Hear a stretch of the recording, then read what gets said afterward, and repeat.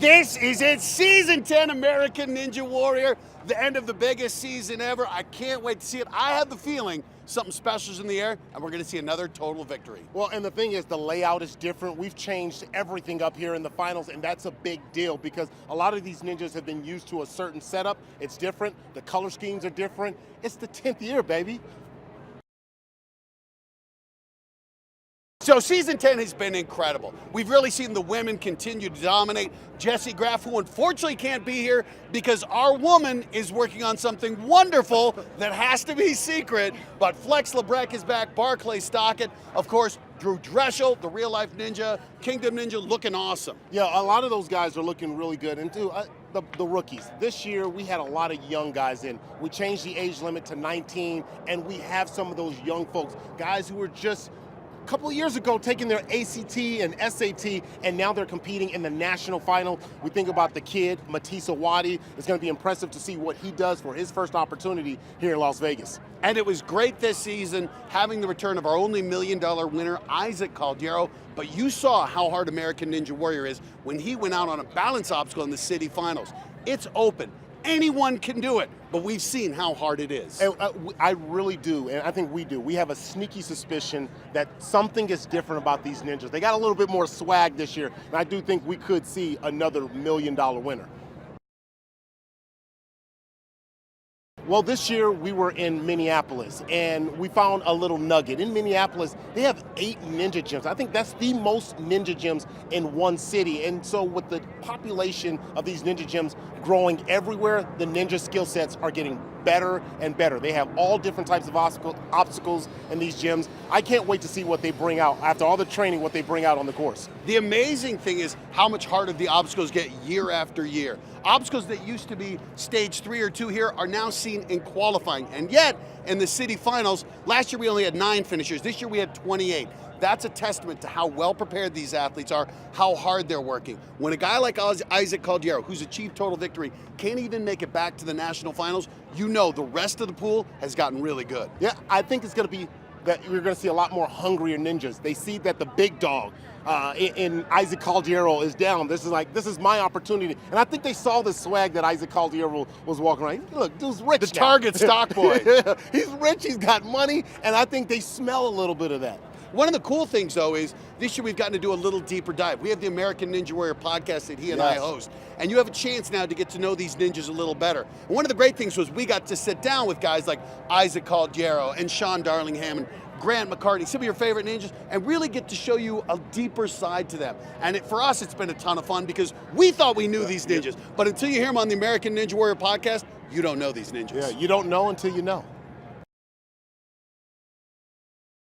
We have 97 ninjas out here, and 20 of them are rookies. And I think, without a doubt, listen to it. Everybody's excited because they know we've got the talent here, and I think there are at least 10 ninjas who have a legitimate shot of getting to the top of stage 4. Now, can they do it? That's the question. Well, you know, I think back to just, several years ago when Isaac Caldiero hit that buzzer on the top of Mount Midoriyama. I didn't think we were ever going to see stage 4, and this is a different feeling. Tonight, I feel like we're going to see somebody get to stage 4. The storytelling, I believe, is what brings the fans back, but also to the amazement of seeing ordinary people do some extraordinary things on the obstacles. When you think about the way they move their bodies and the way their bodies just fly, I sometimes call these athletes boneless because it's like they don't weigh anything. They're just flying through the air. But, have the opportunity to run the course in Celebrity Ninja Warrior, I have so much more respect for these ninjas and what they're capable of doing and what they put their body through just to get to this moment, the national final. This is our Super Bowl. This is big. What's amazing to me is that as we head into the 10th year, we've had 4 ninjas in Brian Kretsch, Lauren Ball, David Campbell, and Ryan Stratis who competed every season. 3 of them are here. We've gotten to see these people grow up. We've gotten to see Joe Moravsky go from dating his now wife to having 2 kids. We got to see Brett Sims and Grace Jones getting married. We've gotten to see Don't forget about Jessie Labreck. We got to see Jessie Labreck and Krista Ganji. There will not be a ring, but we've also gotten to see stories like Lance Pikas and to see the battle that his wife, Heather Pikas, is going through with multiple sclerosis, and Jimmy Choi battling Parkinson's. And we get to see it over time, and I think that's what people love, is getting to know these athletes and feel like they're a part of their family. And that's what Ninja Warrior is family. And that's a part of the family. Getting an opportunity to becoming a part of the Michael J. Fox Foundation, sitting as a board member, I became more involved. My father struggles with Parkinson's, but seeing Jimmy Choi motivating me, motivating my father, I wanted to have a deeper connection, and that's what Ninja Warrior has done for me. And I think that's what we see, is these stories are so relatable. It's not the obstacles they overcome on the course, it's the ones they overcome off the course. You've been touched by Jimmy Choi. For me, Abel Gonzalez has rheumatoid arthritis. Everyone who's at home, they're battling something, a loved one is going through something. One of our ninjas has faced that same thing. To see someone who's going through what you're going through and coming out on the other side of it, I think it gives these people hope. And that's what so many people want and need right now, and that's why they love Ninja Warrior. That and the amazing hosts.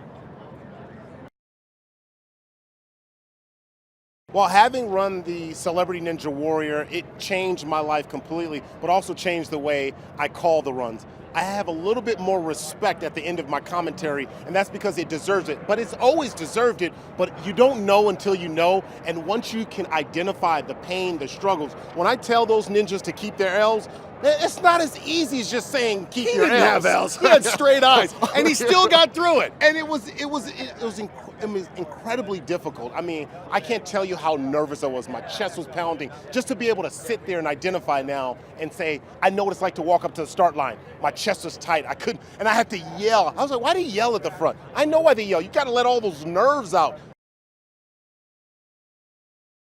And let's be honest, he ran for all the hosts out there. So we were all proud when he hit that buzzer. And I felt that stress, so when he tore that shirt off, it made perfect sense. It wasn't to show the fact that he's 247 pounds with a six-pack. It was so he could breathe better.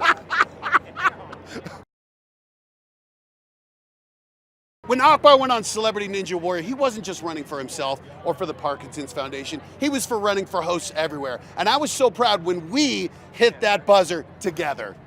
No, first off, I went myself. No. I went through the pain by myself. You weren't out there. No. I was cheering. Does that count? And I kept my shirt on. You're welcome.